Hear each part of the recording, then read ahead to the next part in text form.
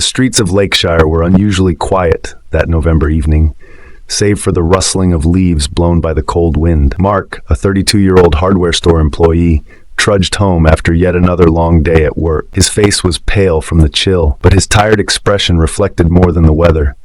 The weight of unpaid bills and the loneliness of his empty apartment loomed large in his mind. As Mark passed a dimly lit alley near the edge of the neighborhood, a faint, muffled sound caught his attention.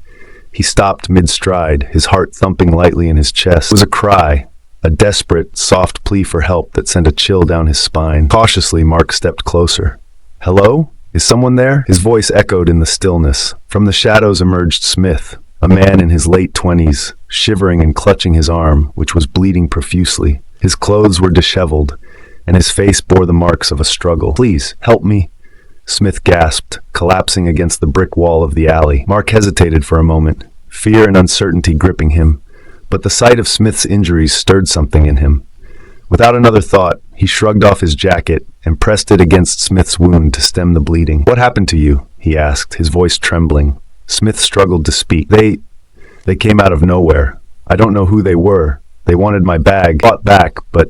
He winced in pain. Mark looked around nervously, half expecting the attackers to return. "We need to get you to a hospital," he said. "No," Smith snapped, then softened. "No hospitals. They might find me there. Just take me somewhere safe, please." Mark hesitated. He barely knew this man, yet something about Smith's desperation made it impossible to refuse. "All right," he said, helping Smith to his feet. "My apartment isn't far. Let's go." The two men stumbled through the empty streets, the occasional street lamp casting their shadows against the pavement. When they reached Mark's small, sparsely furnished apartment, he quickly locked the door behind them and guided Smith to the couch. Mark fetched a first aid kit and began cleaning the wound, his hands shaking slightly. "You need stitches," he said. "I'll manage," Smith replied. His voice was calmer now, but his eyes darted to the window as if expecting danger to burst in at any moment. As Mark worked, he couldn't help but ask, "Why were they after you? Was it just a mugging?" Smith hesitated before answering. "Not exactly. Let's just say I have something they want. A little too badly." Mark paused, his curiosity piqued. "What kind of something?"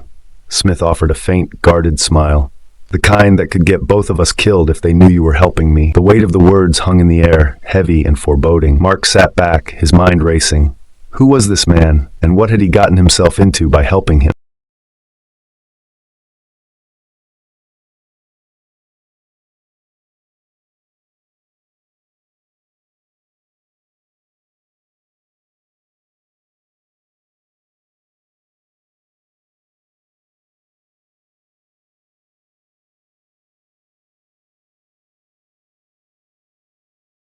Before he could press further, a loud knock echoed through the apartment.